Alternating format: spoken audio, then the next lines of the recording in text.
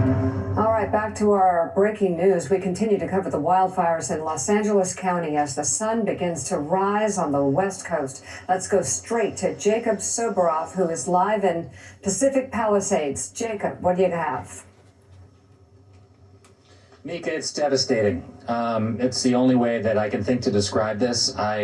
This is Pacific Palisades. It's a coastal community here in Los Angeles. 23,000 people live here. I was born and raised here. I actually grew up in a house a couple blocks down the road, and everywhere you look, there are homes on fire. We're talking about dozens, if not scores, hundreds. I mean, it could be. There are tens of thousands of people that are displaced right now. And what I want everyone to understand, if you are just waking up in the Los Angeles area and you want to know what's happening in Pacific Palisades, and for people outside of LA, just so you know, this is a major community, a neighborhood. LA is a city of neighborhoods. This is a major neighborhood in the city of Los Angeles, both in terms of population and in terms of size.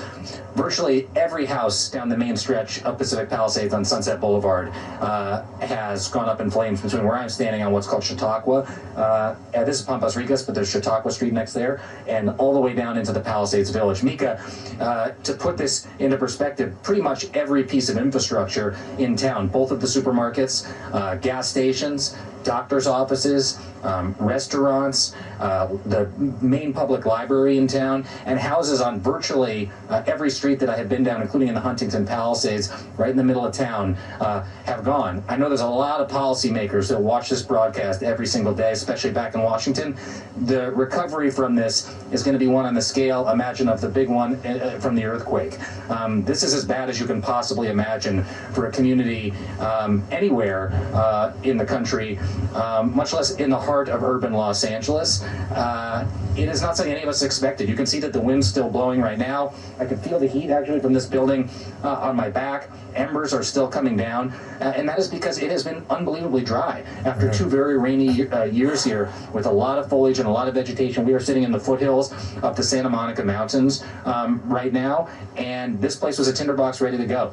And whatever started this fire yesterday in the highlands of Los Angeles spread so incredibly quickly that people left their cars on the streets, people ran away from this fire, bulldozers were called in, but everywhere you look, things that made up this community, a very vibrant, very beautiful community in the heart of Los Angeles, is no longer this morning, Mika.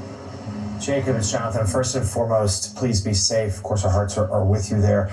Can you give us a better sense of the response, what fire officials are able to do? We heard just a short time ago, these fires still considered 0% contained. With the wind, what can firefighters even do to direct manage, try to fight this place?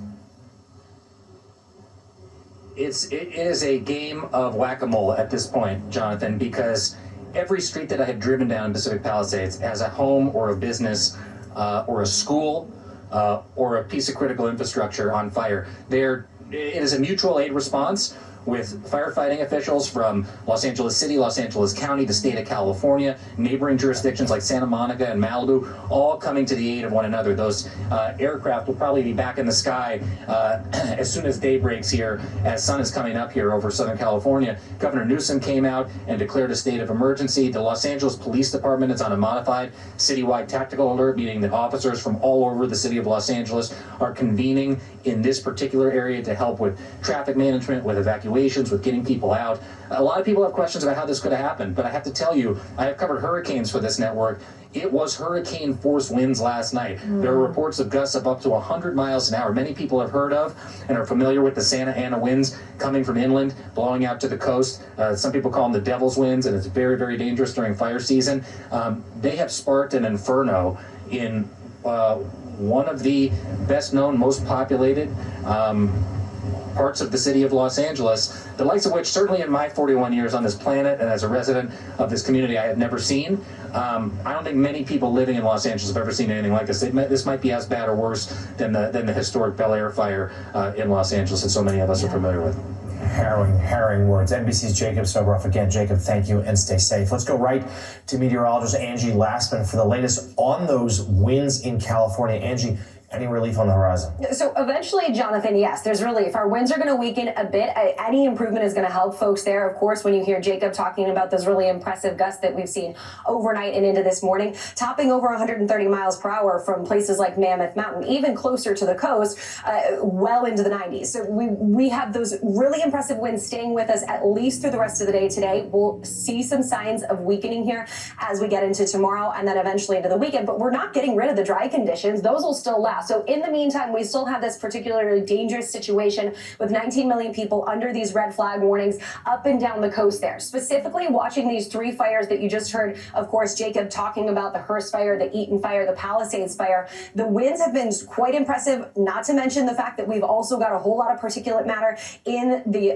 air with the smoke. So air quality is going to be really difficult, even for people outside of the zones that are burning. But in the meantime, we're watching those really strong winds close to 100 miles per hour. We've also got the relative humidity values that are dropping down, bottoming out into the single digits. And on top of that, we have very dry vegetation. We're running way below normal for rainfall since really October 1st. We're less than 10% across this region. So with the winds, the dry vegetation, the dry air in place, no surprise we're going to keep that extreme risk specifically from Santa Clarita out into Malibu and out towards Glendale. But that critical risk, guys, it's going to last all the way through the day today and it extends all the way down to the border of Mexico. So really dangerous conditions lasting at least through today. Improvements later in the week, though.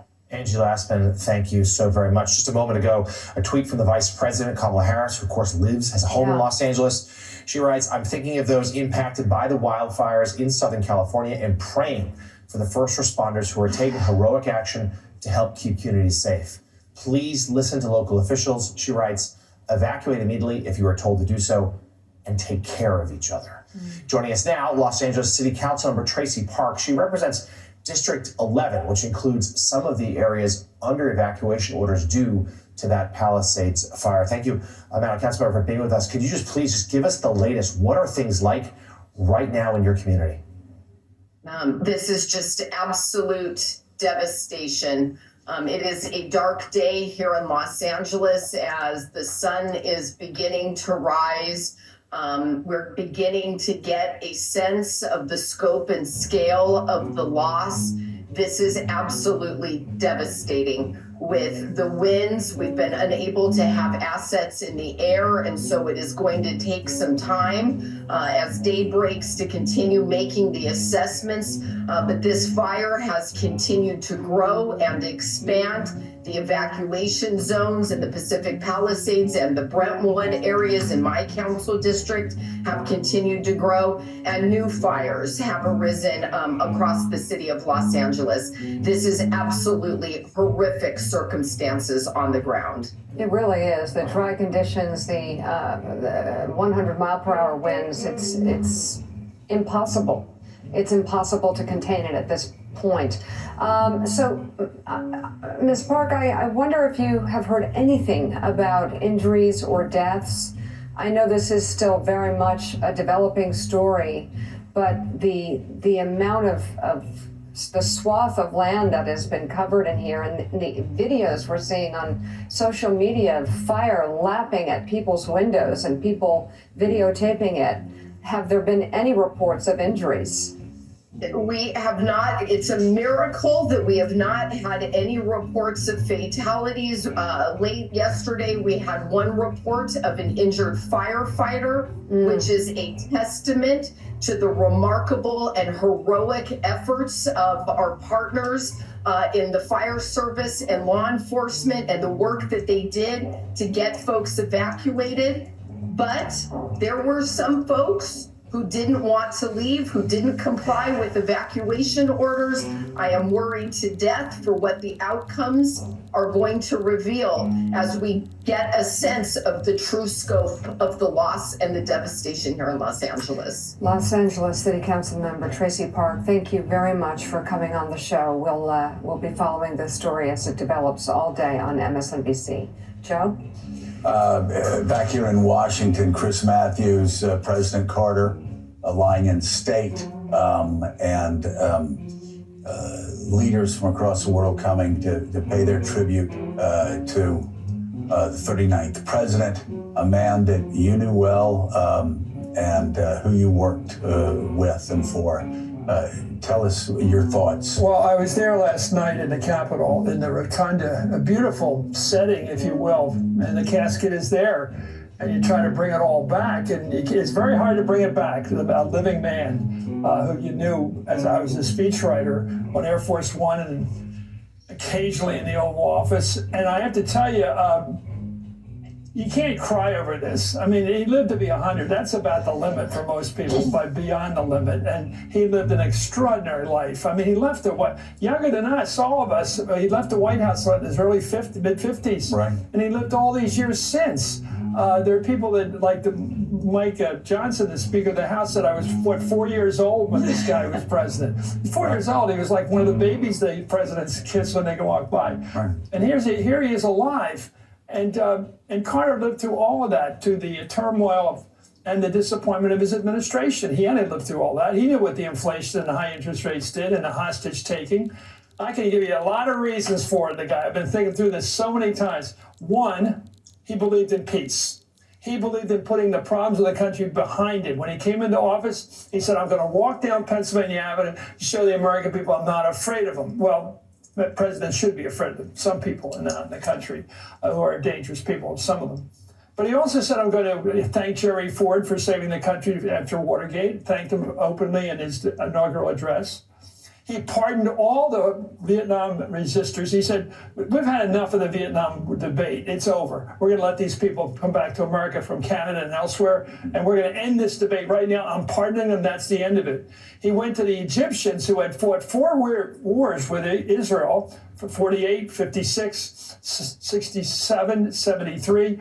All those wars were really launched by Egypt. He said, I'm going to end those wars, and no more wars since. No more Arab wars against it. And by the way, there were so many times when Camp David was about to break apart, and it was Jimmy Carter that kept them together. It was also Jimmy Carter who, at the same time, normalized relations with China and created the world that we live in now, a world of globalization. And negotiated the Panama Canal Treaty. Well, again, to end the war with the potential threat of Latin American terrorism, and we'll see what comes down with Trump. But then there's an amazing moment during that. He took the Anwar Sadat and Menachem Begin up to Gettysburg. It's not far away from Camp David. And he wanted to show them about our battle. And it said, battles can end. We can end these wars, these fights. And one of these amazing things is he said, all the guys coming from Egypt were all military people, because it was a military regime, a good one, but a military regime. And Menachem Begin had come up as a terrorist fighter, basically, for Israel in the beginning in 48. He didn't know anything about this military history. But when they got to the place where Lincoln gave the Gettysburg Address, out of nowhere, this little guy quoted every word of the Gettysburg Address out loud. He just started reciting it to all these generals and everybody else there. And then Carter says, I get choked up just thinking about that moment with this little guy who just made a point of memorizing one of our greatest speeches. But again, it was peace, and he tried to find peace with Iran and the hostage crisis. I think he made one mistake. He made the hostages the most important thing in the world, not the issue of really ridiculing the United States and burning our flag and trooping them around with blindfolds on. He said, they're the most important people here. I'm going to get them back alive. And to do that, he never went to war. He sacrificed his presidency by not going to war. Right. And those hostages came home. All of them. Alive. Yeah. Every last one. And he didn't have to trade arms to do it. He negotiated, and it finally got done. Chris Matthews, thank you so much. Susan Page, thank you as well. And we'll be right back with another update on the severe wildfires that are raging across Southern California right now. 0% contained. It is a dangerous situation. We're back in 2 minutes. Today, my friend, you did it. You did it.